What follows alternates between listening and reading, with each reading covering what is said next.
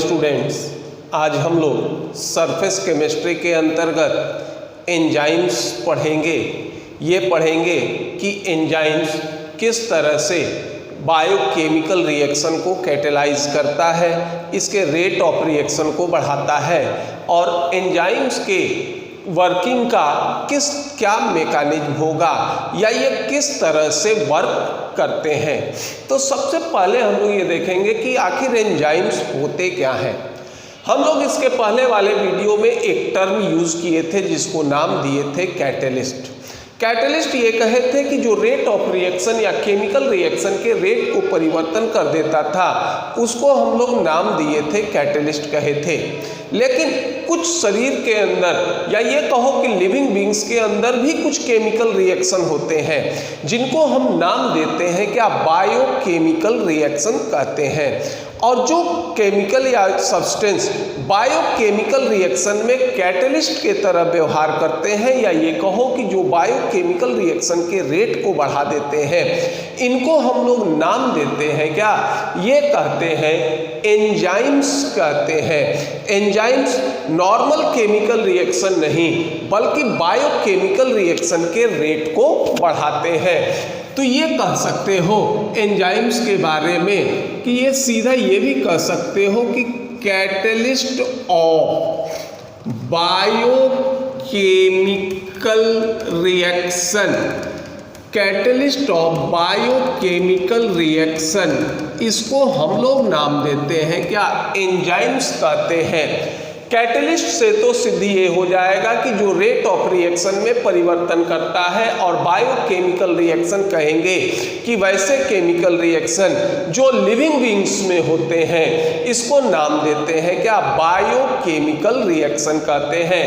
तो जो भी सब्सटेंस बायोकेमिकल रिएक्शन में कैटलिस्ट के तरह व्यवहार करेंगे इनको हम नाम देते हैं क्या, एंजाइम्स कहते हैं।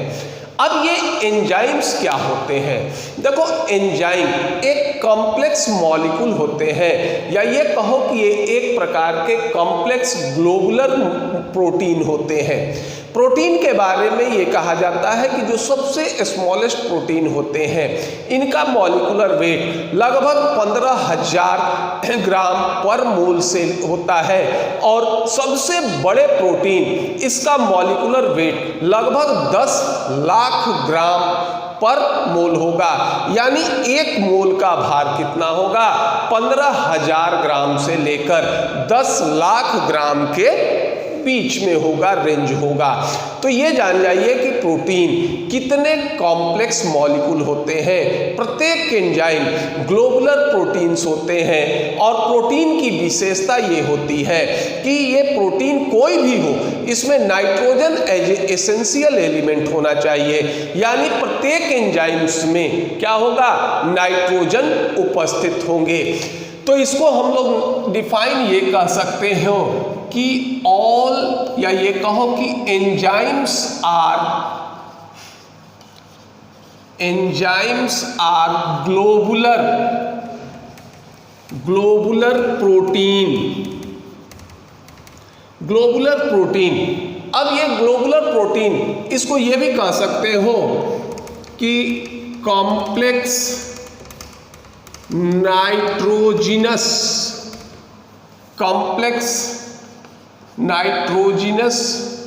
Compound with higher molecular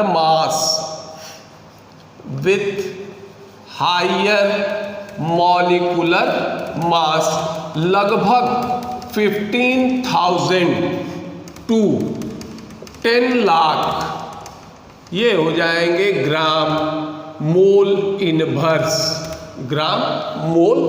inverse, ठीक है। इट कैटेलाइज या it increases rate of biochemical reaction. It increases rate of biochemical reaction, और ये भी कह सकते हो कि it forms colloidal sol with water, ये जल के साथ कोलाइडल सॉल्यूशन का निर्माण करते हैं। कोलाइडल सॉल्यूशन में ये याद रखना कि मॉलिक्यूलर साइज ये हमारा 10 एंगस्ट्रम से लेकर कितना 1000 एंगस्ट्रम तक होता है। और इस एंजाइम्स को हम लोग एक और नाम से जानते हैं, इसको नाम देते हो बायोकेमिकल, इसको नाम देते हैं बायोकेमिकल एंजाइम्स भी कहते हैं। चूंकि ये बायोकेमिकल रिएक्शन को कैटेलाइज करता है, इसलिए इसको हम लोग नाम देते हैं क्या, बायोकेमिकल एंजाइम्स भी कहते हैं। तो ये एंजाइम का परिभाषा होगा कि प्रत्येक एंजाइम्स ग्लोबुलर प्रोटीन्स होते हैं, प्रोटीन में nitrogen as a essential element होते हैं और इनका मॉलिक्यूलर मास काफ़ी अधिक होता है, लगभग 15,000 से लेकर ये क्या होगा 10 लाख ग्राम पर मोल, यानी 1 मोल का मास कितना हो जाएगा 15,000 ग्राम से 10 लाख ग्राम। और ये बायोकेमिकल रिएक्शन को कैटेलाइज करते हैं। अब आप अनुमान लगा लो कि ये एंजाइम्स जो होंगे ये कितने कॉम्प्लेक्स मॉलिक्यूल होंगे, जिनमें का मॉलिक्यूलर मास इतना होता है 15,000 तो सबसे मिनिमम है, से लेकर 10 लाख AMU या U इसका क्या होता है, ये भार होता है। ये कहलाते हैं क्या, एंजाइम्स। अब यह है कि बायोकेमिकल रिएक्शन इसकी संख्या काफ़ी अधिक होती। जैसा मान लो अगर हम एग्जाम्पल ह्यूमन बींग्स का ही लेते हैं, तो ह्यूमन बींग्स में जितने भी सिस्टम है, चाहे जैसे मान लीजिए हम भोजन को क्या करते हैं, भोजन हमारा क्या होता है, प्रोटीन्स होते हैं, फैट होते हैं, कार्बोहाइड्रेट्स होते हैं, विटामिन्स होते हैं, मिनरल्स होते हैं, ये सारे के सारे क्या होते हैं, कॉम्प्लेक्स मॉलिक्यूल होते हैं। अब इनको स्मॉलर मॉलिक्यूल में तोड़ना, ये सारे बायोकेमिकल रिएक्शन के अंतर्गत आएंगे। तो इस डाइजेशन में हम लोग करते हैं क्या कि कॉम्प्लेक्स मॉलिक्यूल को स्मॉलर मॉलिक्यूल में तोड़ते हैं। ये सारे किसके द्वारा होंगे, एंजाइम्स के द्वारा। जब हम सिंपल मॉलिक्यूल में इसको तोड़ देते हैं तो अब सिंपल मॉलिक्यूल का क्या होता है, ऑक्सीडेशन होता है और इस ऑक्सीडेशन के फलस्वरूप हमको एनर्जी प्राप्त होता है और इस प्रोसेस को नाम देते हो क्या, रेस्पिरेशन। इसमें भी जो होंगे ये क्या होंगे, एंजाइम्स की जरूरत होगी। अब जब ऑक्सीडेशन होगा तो इससे एनर्जी रिलीज होंगे और ये एनर्जी हमारे वाइटल एक्टिविटीज या ये कहो कि अन्य कार्यों में खर्च हो जाते हैं और इसके बाद ये जो कार्बन डाइऑक्साइड बनते हैं या फिर वेस्ट मटेरियल बनते हैं, इसको शरीर के द्वारा क्या होगा, ये एलिमिनेट किया जाता है। इसमें भी बहुत सारे केमिकल रिएक्शन होते हैं और आफ्टर रेस्पिरेशन या ये कहो कि after oxidation of food material जो एनर्जी बनते हैं या कुछ ऐसे मटेरियल बनते हैं जो सारे सेल में डिस्ट्रीब्यूट करते हैं, तो वो हार्ट के द्वारा ये क्या होंगे, सारे सेल्स में डिस्ट्रीब्यूट करते हैं। इन सब प्रोसेस में क्या होंगे, सिर्फ बायोकेमिकल रिएक्शन होते हैं। तो चूंकि बायोकेमिकल रिएक्शन की संख्या काफी अधिक होती है और प्रत्येक एक बायोकेमिकल रिएक्शन के लिए एक एंजाइम्स की जरूरत होगी। ये नहीं होता कि एक एंजाइम्स एक से अधिक बायोकेमिकल रिएक्शन को कैटेलाइज कर दें। जितने बायोकेमिकल रिएक्शन होंगे इतने तरह के क्या होंगे, ये क्या होते हैं, एंजाइम्स होते हैं। तो चूंकि बायोकेमिकल रिएक्शन की संख्या काफी अधिक होती है तो एंजाइम्स भी जो होंगे इनकी भी संख्या क्या होगी, काफी अधिक होगी। तो एक चीज ये मान लो कि ये कहा जाता है या ये माना जा गया है कि ए टिपिकल सेल यानी साधारण सेल, इसमें लगभग 3000 एंजाइम्स पाए जाते हैं। इसमें लगभग जो होगा ये क्या होगा, 3000 एंजाइम्स पाए जाएंगे। ये enzymes it is produced by living beings, living beings में आइदर ये हो सकते हैं क्या, प्लांट्स हो सकता है और क्या होंगे, ये एनिमल्स हो सकते हैं। ये प्लांट से भी पाए जाते हैं, में भी पाए जाते हैं और एनिमल्स में भी पाए जाते हैं और इनको हम वहाँ से आइसोलेट करते हैं। दूसरा ये होगा कि बहुत सारे एंजाइम्स ये क्या होंगे, लिविंग सेल से सॉलिड क्रिस्टलाइन स्टेट में भी प्राप्त किए जाते हैं। तो ये कह सकते हो कि मेनी एंजाइम्स, ये भी कह सकते हो कि मेनी एंजाइम्स हैव बीन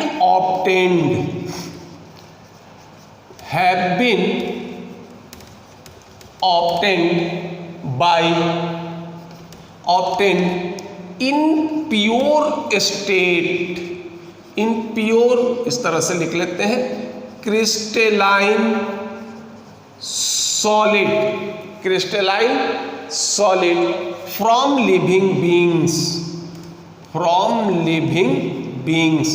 देखिए ये था कि पहले जो एंजाइम्स होते थे इनके बारे में ये कहा जाता था कि ये जब भी पाए जाएंगे लिविंग बींग्स से ही प्राप्त होते हैं, लेकिन लगभग ये कहिए कि इन 1969 ये हो जाएगा फर्स्ट एंजाइम्स सिंथेसाइज्ड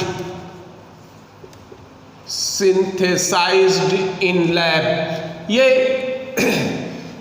1969 में पहला एंजाइम जो लैब में सिंथेसाइज किया गया, इस एंजाइम का नाम है राइबोन्यूक्लियेज। इसका नाम है राइबोन्यूक्लियेज और इसके डिस्कवरर थे जिनका नाम था राल्फ एफ, ये नाम था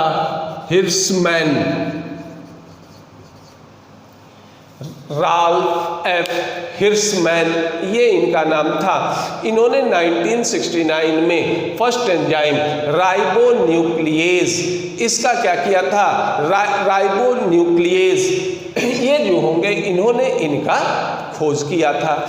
एंजाइम्स एक और ये है कि एंजाइम्स जो होते हैं ये क्या करते हैं कि जो लाइफ प्रोसेस होता है, life process is very slow, life process is very slow, it accelerate it's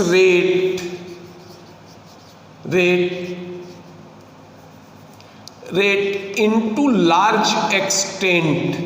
ये जो होगा ये क्या होगा, लार्ज एक्सटेंट, बहुत अत्यधिक ये एक्सटेंट तक इसके रेट को एक्सीलरेट कर देते हैं। देखो हम लोग कैटलिस्ट भी पढ़े, ये भी रेट ऑफ रिएक्शन को बढ़ाता है। एंजाइम्स भी बायोकेमिकल रिएक्शन के रेट को बढ़ाते हैं, लेकिन कैटलिस्ट की अपेक्षा ये कई अधिक गुना रेट ऑफ रिएक्शन को बढ़ाते हैं। हम लोग इसके एग्जाम्पल में या ये चीज कि ये कितना रेट ऑफ रिएक्शन को बढ़ा सकते हैं, इसके लिए हम एक एग्जाम्पल ये देते हैं कि जैसे मनुष्य भोजन करता है तो हम भोजन में क्या लेते हैं, प्रोटीन लेते हैं, फैट लेते हैं, कार्बोहाइड्रेट लेते हैं, विटामिन्स लेते हैं, मिनरल्स होते हैं। तो ये जो हाईली या ये कहो कि कॉम्प्लेक्स मॉलिक्यूल जो हम लोग भोजन में लेते हैं, अगर इस सारे एंजाइम्स को अगर आप हटा दीजिए तो मनुष्य के द्वारा एक बार किया गया भोजन इसको कंप्लीट डाइजेस्ट होने में लगभग 50 वर्ष का समय लगेगा। लेकिन हम लोग जानते हैं कि हम लोग जो एक बार भोजन करते हैं और वही भोजन सिर्फ एंजाइम्स की मदद में 24 घंटे में ये पूरे साइकिल को प्राप्त कर लेता है।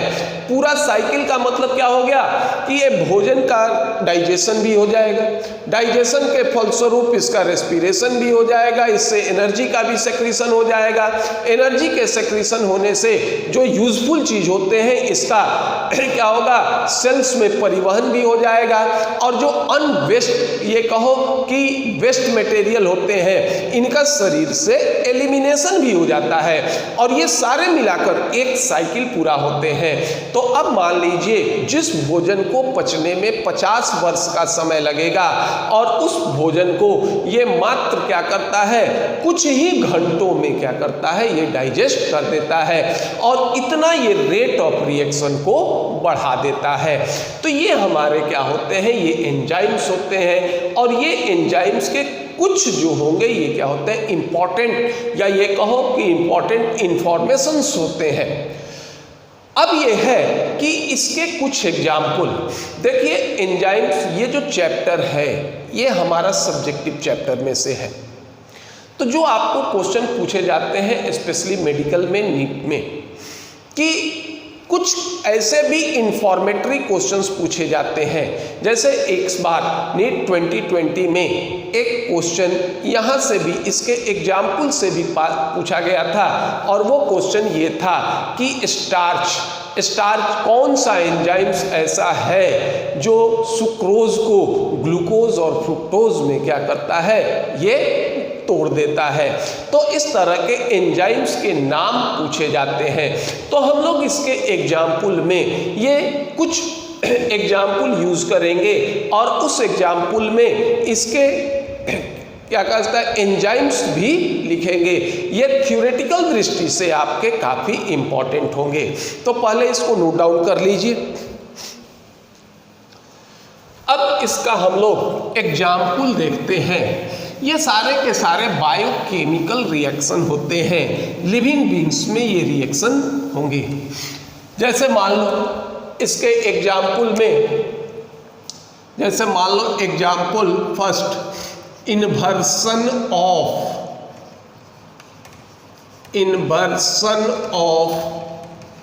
केन sugar, inversion of cane sugar, ये होगा C12H22O11। ये हो गए क्या, केन शुगर हो गया क्या हमारा सुक्रोज, ये हो जाएगा हमारा क्या सुक्रोज। इसका हाइड्रोलिसिस करो H2O।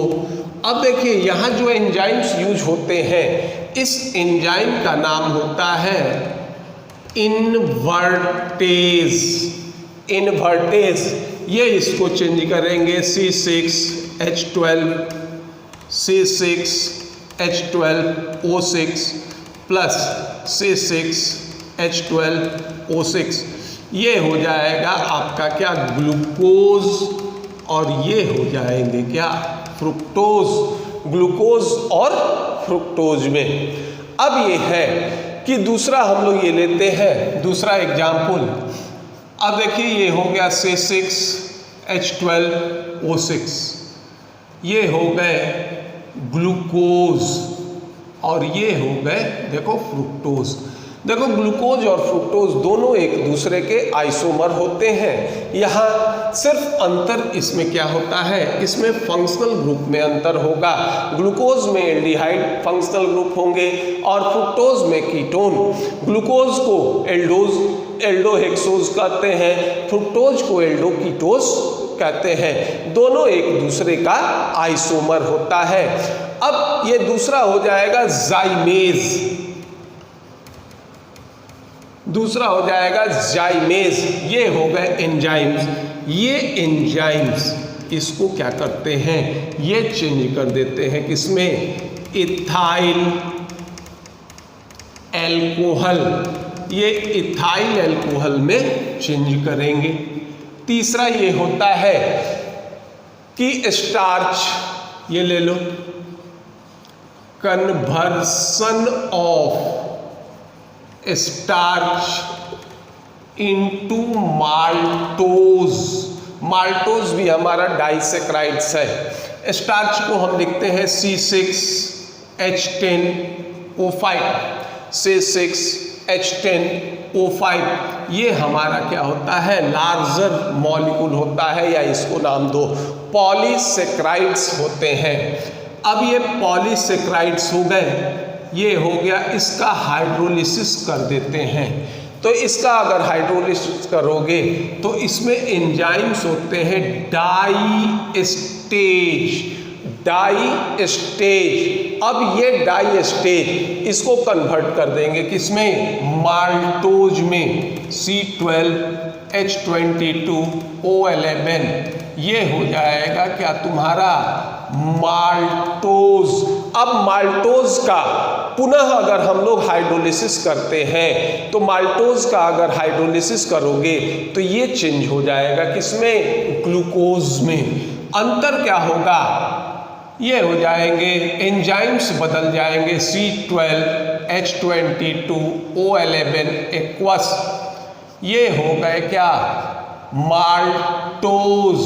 अब माल्टोज, अब ये हो जाएगा क्या, ये एंजाइम्स हो जाएंगे जिसको नाम दोगे माल्टेज। माल्टेज हो जाएगा ये C6H12O6, ये हो गए क्या ग्लूकोज, ये हो जाएंगे ग्लूकोज प्लस H2O छूट गया, प्लस H2O। फिफ्थ में एग्जाम्पल ये ले लो, ये हम लोग क्या करते हैं, इथाइल एल्कोहल। इथाइल एल्कोहल हो गया क्या CH3CH2OH, ये हो गए आपके इथाइल एल्कोहल। ये ऑक्सीजन गैस की उपस्थिति में, या ये कहो कि इसका फर्मेंटेशन कर देते हैं, एंजाइम्स होगा माइक्रोडर्मा एसिटाई, माइक्रोडर्मा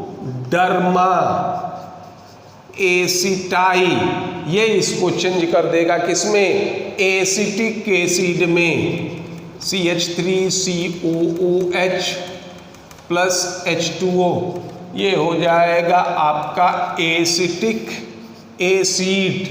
नेक्स्ट हो जाएगा, जैसे मान लो यूरिया है, H2NCONH2, ये हो गए यूरिया। अब यूरिया का अगर हाइड्रोलिसिस कर दो, अब यहाँ एंजाइम होते हैं, इसका नाम देते हैं क्या urease.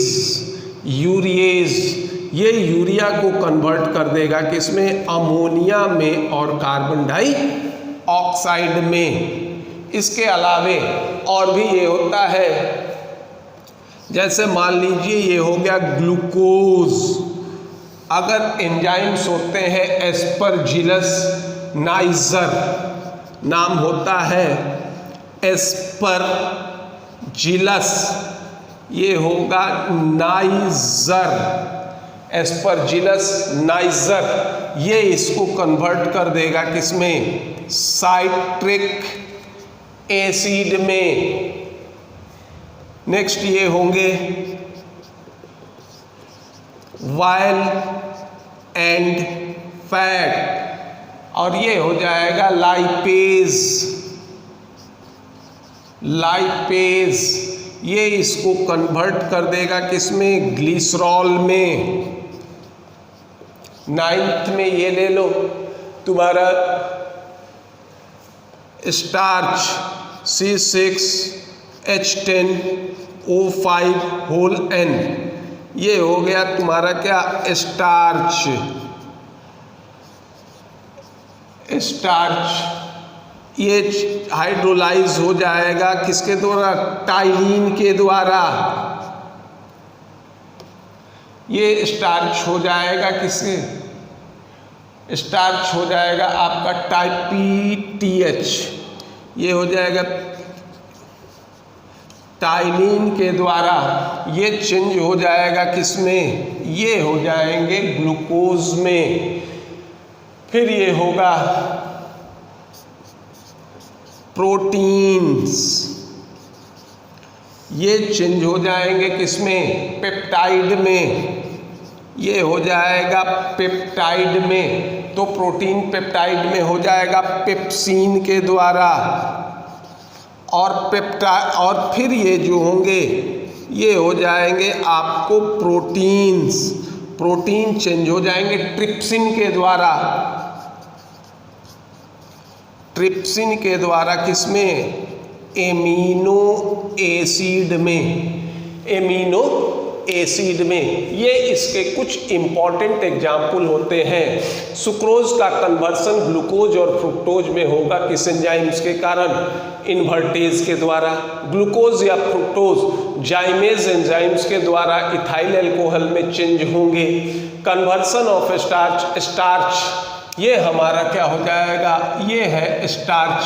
Starch diastase enzymes starch को माल्टोज में चेंज करेगा और माल्टोज को चेंज करेगा किसमें, ग्लूकोज में। इथाइल अल्कोहल को माइक्रोडर्मा एसिटिक एसिड में चेंज करेगा। यूरिया को यूरिएज अमोनिया में चेंज करेगा।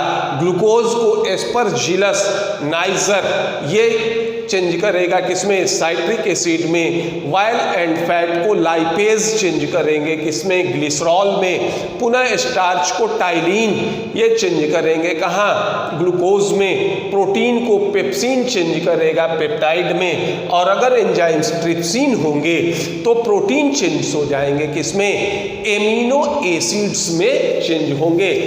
ये हमारे कुछ बायोकेमिकल रिएक्शन या ये कहो कि इंपॉर्टेंट बायोकेमिकल रिएक्शन के एंजाइम्स हैं। अब इसको पहले नोट डाउन कर लीजिए। अब ये देखते हैं कि आखिर एंजाइम्स काम किस तरह से करते हैं, इनका प्रोसेस या ये कहो मैकेनिज्म क्या होता है। अब ये देखते हैं कि ये एंजाइम्स जो होंगे इनका मैकेनिज्म क्या होगा। हमने ये कहा था कि प्रत्येक बायोकेमिकल रिएक्शन के लिए अलग अलग एंजाइम्स की जरूरत होती है। अब ये देखते हैं, ये होगा इसका मैकेनिज्म, और इसका जो मैकेनिज्म होता है इसका नाम होता है लॉक एंड की मैकेनिज्म। लॉक एंड की मैकेनिज्म। अब देखो लॉक एंड की मैकेनिज्म क्या है और इसको इसके तुलना क्यों किया गया है। देखो प्रत्येक ताले के लिए एक स्पेसिफिक चाबी होता है और उसी चाबी से वो ताला क्या होगा, ये खुलेगा। यहाँ पर जो लॉक है, ये लॉक हमारा क्या होता है, ये लॉक हमारा क्या हो जाएगा, ये सबस्ट्रेट होगा। की हमारा क्या हो जाएगा, या ये कहो कि लॉक जो होगा ये हमारा क्या होता है, ये लॉक जो होगा ये एंजाइम्स होगा, की हमारा सबस्ट्रेट होगा। और हमने ये भी कहा है कि प्रत्येक बायोकेमिकल रिएक्शन के लिए अलग कैटलिस्ट एंजाइम्स की जरूरत होती है, क्योंकि एक एंजाइम्स एक से अधिक बायोकेमिकल रिएक्शन को कैटेलाइज नहीं कर सकता। ठीक उसी तरह जिस तरह से एक चाबी से सिर्फ क्या होते हैं, एक ही क्या होते हैं, ताला खुलता है। और ये एंजाइम्स क्या होते हैं, ये स्पेसिफिक नेचर्स के होते हैं। तो ये कह रहे हैं कि enzymes are specific in nature due to presence of active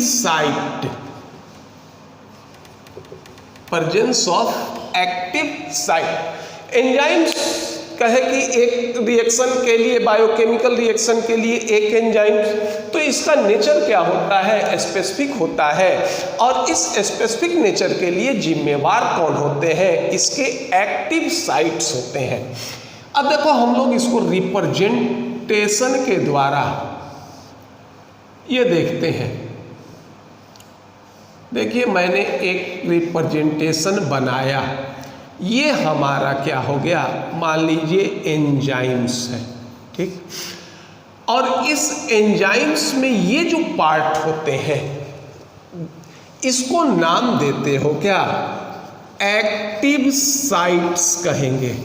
और ये एक्टिव साइट्स क्या होंगे, ये क्या होते हैं, due to presence of some specific functional group. और ये होता है जैसे मान लो NH2 हो गया, COOH हो गया, OH हो गया, SH हो गया, ETC।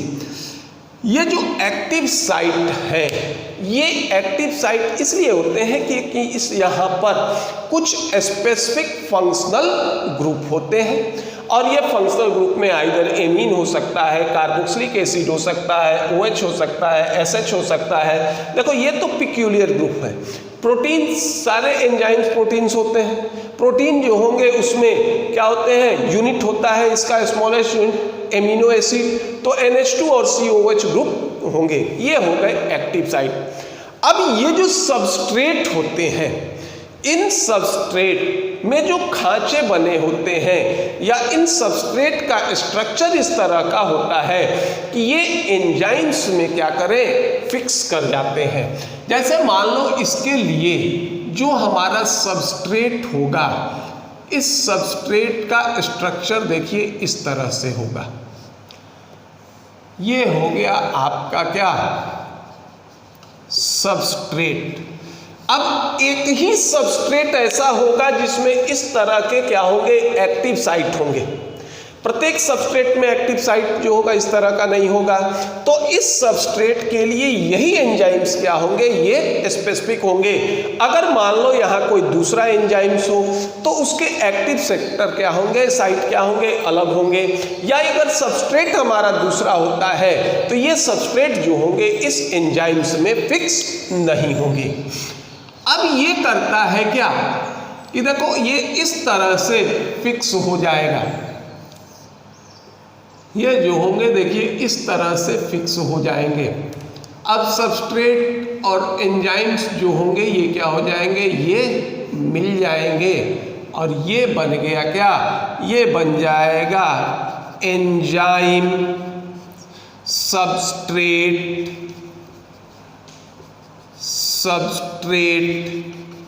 कॉम्प्लेक्स। ये बन जाएगा, ये हो गया आपका सबस्ट्रेट एंजाइम्स कॉम्प्लेक्स का फॉर्मेशन कर देगा। अब जब इसका फॉर्मेशन कर देगा तो क्या होता है, एक्टिवेशन एनर्जी का मान कम होगा और रेट ऑफ रिएक्शन क्या होंगे, बढ़ेंगे। अब ये जो सबस्ट्रेट होते हैं, ये हमारा क्या था, उल्टा हो गया, ये हो गया आपका एंजाइम्स, ये था सबस्ट्रेट।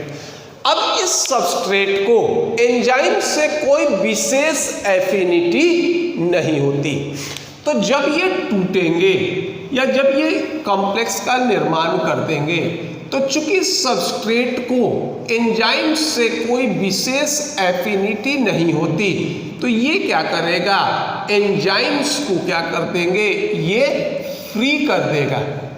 एंजाइम्स को ये फ्री कर देगा और ताकि एंजाइम्स पुनः दूसरे सबस्ट्रेट को क्या करे, के साथ मिलकर कॉम्प्लेक्स का निर्माण कर दे और ये बन जाएगा क्या, प्रोडक्ट का फॉर्मेशन हो जाएगा। और ये प्रोडक्ट और एंजाइम जो होंगे ये क्या होते हैं, ये अलग हो जाते हैं। और इस तरह से लॉक की मैकेनिज्म के द्वारा कोई भी एंजाइम्स क्या होते हैं, ये क्या होते हैं, ये वर्क करते हैं। इसको पुनः एक बार ये कर देते हैं कि एंजाइम जिस भी मैकेनिज्म से बायोकेमिकल रिएक्शन को कैटेलाइज करता है उसको नाम देते हैं लॉक एंड की मैकेनिज्म कहते हैं। एंजाइम्स स्पेसिफिक नेचर के होते हैं, यानी एक बायोकेमिकल रिएक्शन के लिए एक ही एंजाइम्स की आवश्यकता होगी या एक ही एंजाइम्स उसको कैटेलाइज करेंगे। और एंजाइम्स का स्पेसिफिक नेचर उसमें के एक्टिव साइट के कारण होता है। और प्रत्येक जो एक्टिव साइट होते हैं ये एक्टिव साइट क्यों होते हैं, क्योंकि एंजाइम्स में either NH2 group, amine group हो, कार्बोक्सिलिक एसिड ग्रुप हो, OH ग्रुप हो, SH ग्रुप हो, ये ग्रुप क्या होते हैं, इसमें उपस्थित होते हैं। अब ये जो एंजाइम्स के एक्टिव साइट होते हैं तो ठीक कुछ ऐसे सबस्ट्रेट होंगे जो इस एक्टिव साइट से क्या होंगे, ये जुड़ेंगे। अब ये जो सबस्ट्रेट एंजाइम से जुड़ता है ये दो तरह से ये जो होंगे अलग अलग बॉन्ड से जुड़ सकते हैं। मान लो हाइड्रोजन बॉन्डिंग से जो होगा ये जुड़ सकते हैं, या फिर ये कहो कि ये करेंगे क्या, वैन डर वाल्स फोर्स से जो होगा ये जुड़ेंगे। ये जुड़ेगा क्या, एंजाइम्स एंड सबस्ट्रेट। और ये जो बॉन्ड होते हैं ये काफ़ी वीक होते हैं। अब ये सबस्ट्रेट और एंजाइम्स इस पे फिक्स कर जाएंगे, जिस तरह से ताले में चाबी फिक्स करता है, और एंजाइम सबस्ट्रेट कॉम्प्लेक्स का फॉर्मेशन कर देंगे। अब ये सबस्ट्रेट जो होते हैं ये प्रोडक्ट में परिवर्तित हो जाते हैं, इनको एंजाइम से कोई एफिनिटी नहीं होती, इसलिए ये एंजाइम्स को क्या करेंगे, छोड़ देंगे, या एंजाइम्स क्या करेगा, रीजनरेट कर जाएगा, ताकि ये फिर दूसरे सबस्ट्रेट से क्या हो, ये कॉम्प्लेक्स का फॉर्मेशन कर दे, और इस तरह से सबस्ट्रेट हमारा क्या हो जाएगा, प्रोडक्ट में परिवर्तित हो जाएगा। ये वर्किंग प्रोसेस होता है किसका, एंजाइम्स कैटलिस्ट का, या एंजाइम्स का वर्किंग प्रोसेस होता है। इसी सिद्धांत पर एंजाइम्स कार्य करते हैं। तो ये आपका एंजाइम्स और इसका मैकेनिज्म हुआ। अब इसके बारे में अगले वीडियो में देखा जाएगा। तो अगर आपको ये वीडियो पसंद आए तो इसे लाइक कीजिए, सब्सक्राइब कीजिए। धन्यवाद।